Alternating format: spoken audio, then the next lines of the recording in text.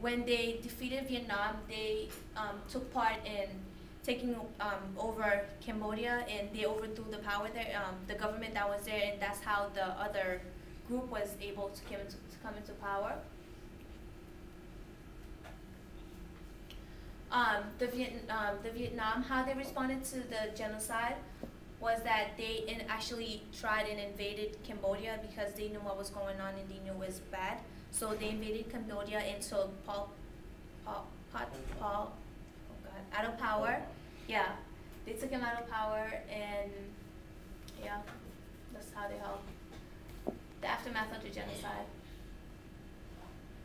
So Vietnam, when they came and helped and they stopped the government, they started a new government for the country. But it was hard to get the country together because Pol Pot had created a lot of problems. The economy was bad because money wasn't circulating around, people weren't working, and everybody was moved to the farm. So it was hard to just go back in the city and start a new life because it wasn't cost money, and the government was just already corrupt.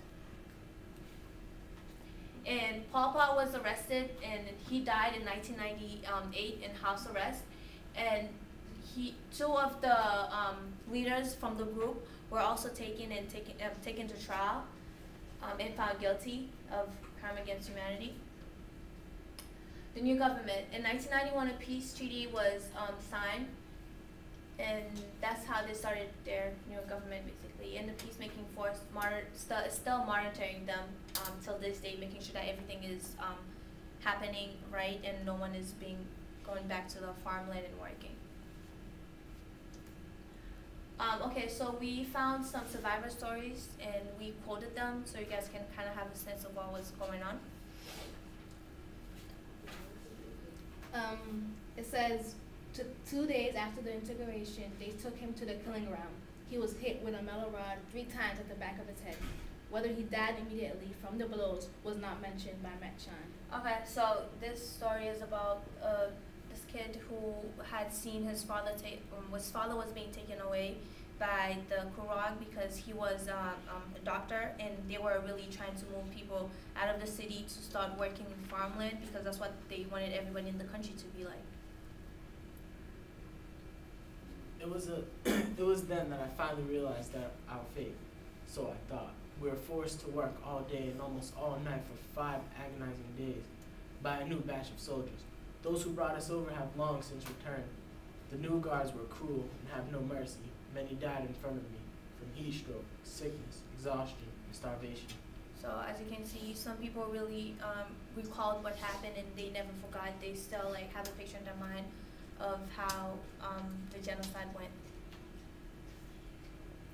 Okay, today, 75% of them remembered what happened because a lot of young kids survived the genocide.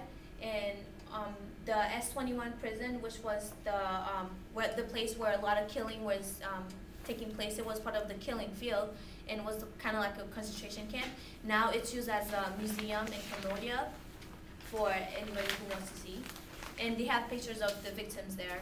So it's like, for the Holocaust where they have the names of the victims and their numbers, they have that for Cambodia because as you can see the picture that was shown before of the guy with the suit and then the number, before people started working, they would take their photograph and make sure that they have the pictures of everybody filed somewhere.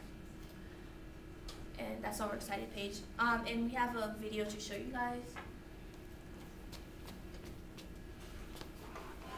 It's just a little documentary, and it has I chose it because they had a picture of the prison that they use, so you guys can really have a sense of how it went, how it was there. The photographs of the victims from the Cambodian genocide are what really haunt you.